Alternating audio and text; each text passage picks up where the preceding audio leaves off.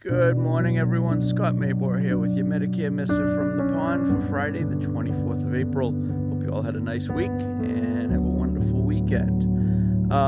Let's see. This morning I got an email at about 5:30 from a friend of mine. Her mother's a client, actually. Recently relocated to Florida, and her husband just got laid off. So now you have a situation where he's 65 years old, just got laid off and is losing his company health insurance. What are his options? So option one is COBRA. Terrible idea.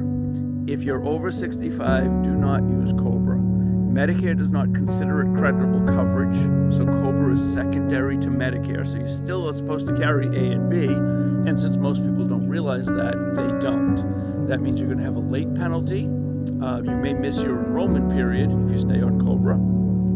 And God forbid you have a major health incident, the COBRA carrier, whoever the insurance company is, could say you were supposed to have Medicare. We're responsible for 20% of your bill. Medicare would have paid 80% of the bill. Bad idea. Do not use COBRA. Option number two, does he go on his wife's health plan from her employer? My response to her was get the details. I have no idea what the plan looks like. It may be very expensive, and one of the details I would tell her to get is, you know how much you pay? Let's say she's paying $100 a pay period. Everyone assumes that, well, if I add my spouse, it'll double.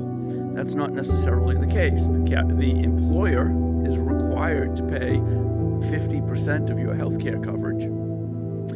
They are not required to pay anything for your spouse. So they may pay more than 50%, they may pay zero. So instead of being $100 a pay period and for her spouse, it may be $300-400 a pay period for her spouse. I don't know. I also don't know the details. What's the copay? What's the network, etc. The third option is Medicare. Could be a fantastic option. I don't know his health status.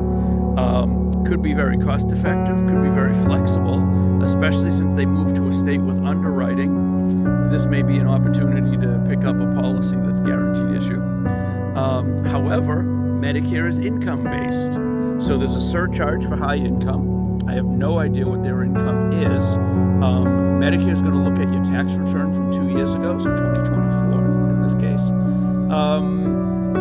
But if he's laid off and not earning an income, then he can appeal the surcharge if there is one. But that's also something to consider. So 3 options. One of them I would throw out immediately, but 2 good options to consider. And the only way to know which is best is to kind of dig into it, see what the copay, see what the costs are going to be, see what the flexibility is going to be. And remember, it's more than simply the premium. Medicare may have a higher premium than the group plan, but the group plan may have a $3,000 deductible and high copays, whereas Medicare would have, with a supplement, would have a $300 deductible and 0 copays and no network. So what's better? Who knows? We got to dig into it and find out.